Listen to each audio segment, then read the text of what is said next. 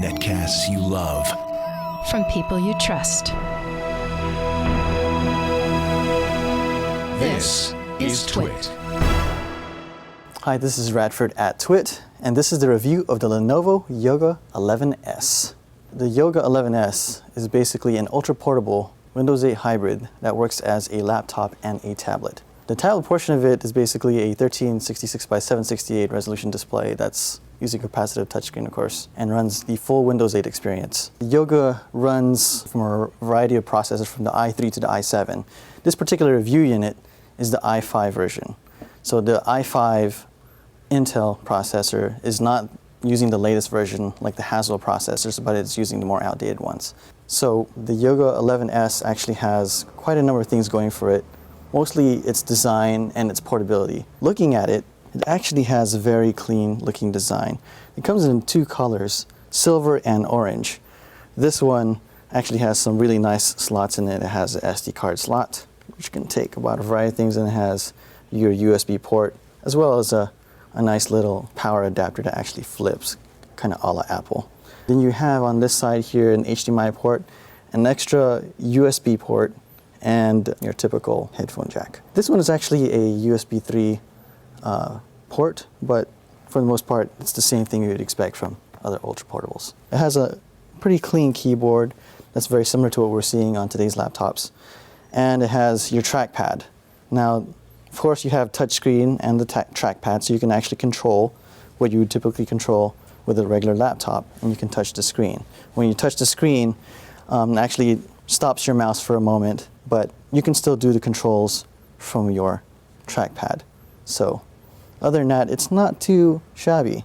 The real magic happens is when you actually flip and convert it into a tablet mode. Now, the cool thing about this is that when you're switching to tablet mode, the keyboard is obviously disabled, and if you see the keyboard from the back, it may feel kind of a little bit cumbersome at first because you could feel the keys depressed as you're holding down the tablet.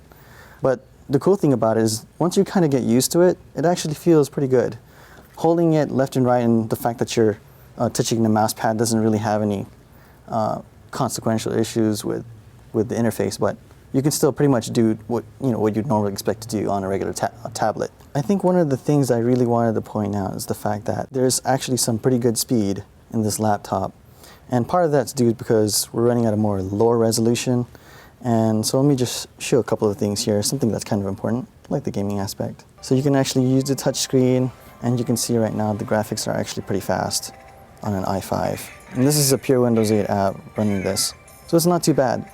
I think the only thing that really bugs me is the fact that the timing of this is just so off. We have new Intel CPUs that are running on the Haswell chipset, and those use much less power. So this one is still using the more outdated versions of the Intel i5 CPU, and it'd probably be best to wait. The other thing too is that Windows 8.1 is around the corner, and so if you want to take advantage of that nice little start button, you're going to have to wait just a little bit more. So for the pros, I give it a beautiful design. It has a nice keyboard, it's easy to convert, and it has a variety of use cases. For instance, you can actually flip the tablet into a standing mode, so it works. So if you're cooking in the kitchen or whatnot, you can actually do that. It's also pretty durable. It's light on the hands, even when it's in tablet mode, so it's not so bad. It has some pretty good speed, and it's running full Windows 8, so that's the other big advantage. It's not running RT from its older cousin. The cons is that it's using an outdated Intel CPU.